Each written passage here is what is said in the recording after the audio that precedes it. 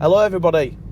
Friday, big weekend, and today I am going to talk to you about waste exemptions. And I've covered this before when the government was going to change the exemptions and take them away.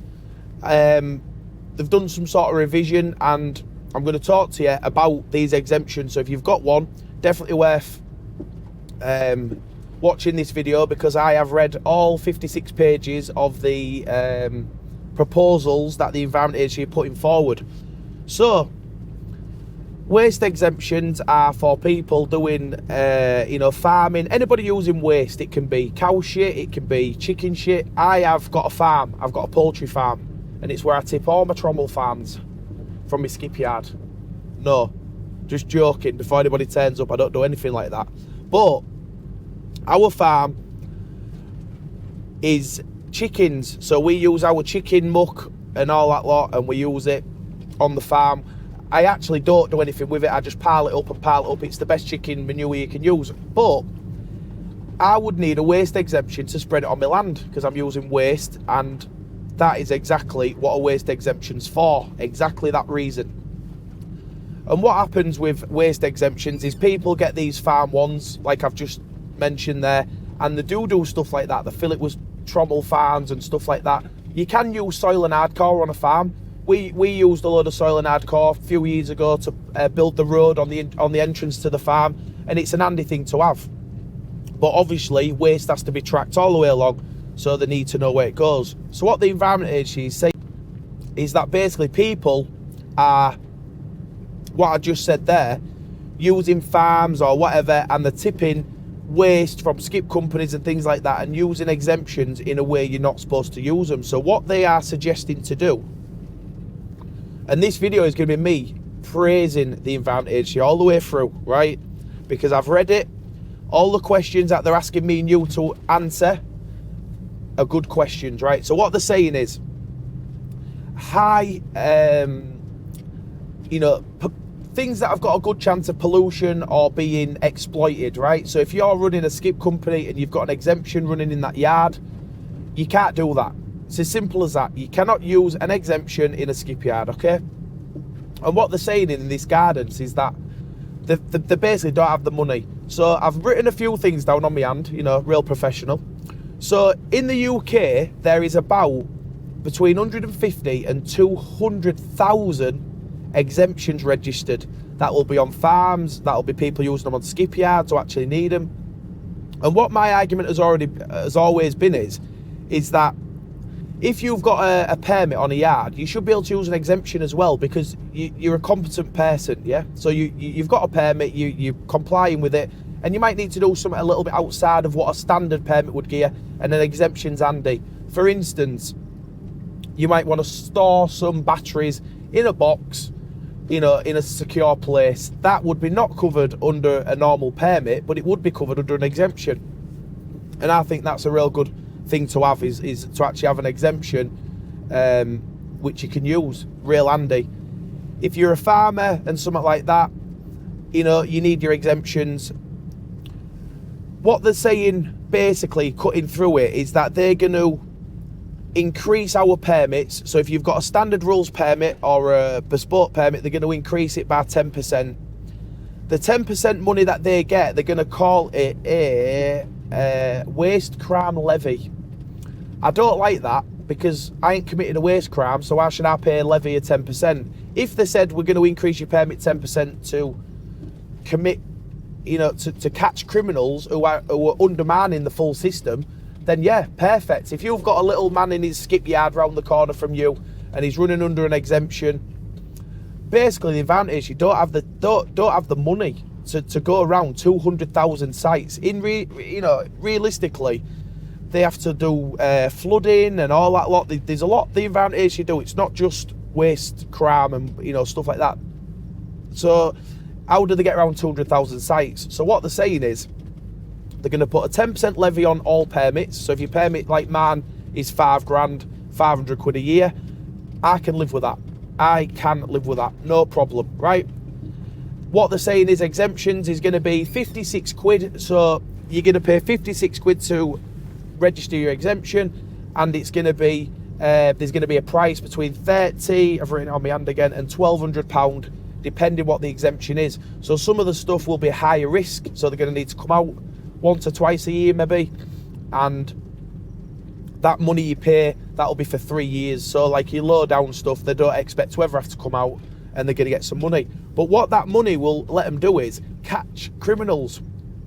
And like I've always said, listen, anybody in the waste industry at one time or the other has been caught up in something that they shouldn't be caught up in. Whether you do it knowingly or unknowingly, it's just an industry with a lot of money to be earned if you do it the wrong way. And I think everybody gets caught up. This will, as a legal company, if you've got an exemption or whatever, you know, this will make it better for you. And the only thing that I will say with this is where they're going to start charging for exemptions. And this is the only thing, right? If we give them that money, are they going to target the people doing things that make the industry difficult? So you get your skip companies, or I'm using skip companies as an example, but skip companies are only a small percentage of companies that actually have an exemption. More of them are on farms and stuff like that. But are they going to target the criminals, and are they going to make it an even playing field for us all, right? I can live with paying. I've got an S2 exemption for my wood, so my wood's outside on an exemption. That's going to be, you know, a few £100 a year, plus my permit and everything else, and all that I'm going to get charged for. I can live with it as long as the people who get that money are going to go and regulate it and, you know, keep on top of what's going on. Because the only thing like I would worry about is that you give that money and now it happens. So you are probably also thinking, if you've got an exemption, like, you know, it's going to be a nightmare for you, because they're going to take away 3 exemptions. One of them is for waste tyres, one of them is for depolluting cars, and there's another one, I can't remember what it is, but I can't remember everything. It's 56 pages anyway. So they're going to take away a couple of the exemptions, right? What I would say is, like, with waste tyres, there's tyres on every car. I'm sat in one now. A permit for stuff like that maybe wants to be tailored around it. So, you know, like, why does a car tyre need to be inside? It doesn't, because there's a million car tyres. So they could maybe make a permit that's somewhere in between, you know, not necessarily the price, maybe the price has to be the same at £4,000, but somebody might not have a building, they might not have you know, and I'm using somebody who I know who's got a waste tyre business. He doesn't have a building to put tyres in and stuff like that, so maybe it'd be ideal if it could be something outside or something along them lines. So if you've got a waste permit, let me tell you what happens with these consultations. So they're asking us for our opinion. I'm going to put a link in the description of the video, and you, if you're in the waste industry, can leave your own opinion. This is just my opinion, and I think it's a really, really good idea. I think whoever's done this and come up with it is a real sensible approach. To just go in there and say, right, we're taking all exemptions away, bad luck, you know, anybody in the waste industry, you can't have an exemption. That's, you know, no good. It'll just crash everything. But to say to people, right, you've got to pay for it, and by paying for it, they can regulate it, it's miles better. It's miles better. The people at the top who have, you know, the big companies, and the people at the bottom are not going to like this. So farmers won't like it because they don't like paying more money, and the skip companies that are running under an exemption down at the bottom, they won't like it because they're going to get regulated, and the big companies at the top who do all the shit that they shouldn't do, they're definitely not going to like it. And the reason they won't like it is because the advantage is going to have more money. So people are breaching things day in, day out, just don't care. The advantage can have plenty of money to do something about them, which makes it better for everybody. Like I always say, you know, it's better if somebody can pick the company they want to use based on the service and not just the fact that somebody is fiddling some tax. So that's you know, it's a positive step forward. And whoever has done this document and come up with these ideas, you know, well done, because it'll make positive changes, I think. And also, you know, it says in the guidance that they're going to give people more information. You'll have to pay for it, so you're going to have to pay about £100 an hour or 120 quid an hour to the advantage to give you information, stuff like that. But when you want a permit and all that sort of stuff, again, there's not enough people to give you the information you need to get a permit. So it's a vicious cycle where nobody knows anything. One thing that I think they should definitely do though is, you'll know yourself, if you're in the waste industry, you get all these little waste carriers, pick rubbish up and go tip it at council tips and fly tip it. The problem is with them people is, and the public, we don't know, I know, but most public don't know how to use a legitimate company. They don't know how to do it. They don't know that a transfer note needs to have the disposal site on it, and these people go around fully licensed and all that lot, and when they give the customer the thing, the paperwork, it doesn't tell them where the rubbish is being disposed of. And that is one thing that I think needs massive reform, is that charging somebody 156 quid for a waste carrier's licence is alright, but if they don't know what they're supposed to do or not do, what's the point? Pointless. So I urge you to give your say on this document. So what I'm going to do, I'm going to put a link to it in the bottom of this description, and you can click on that and it'll take you to the page for the Environment Agency, and you can give your opinion.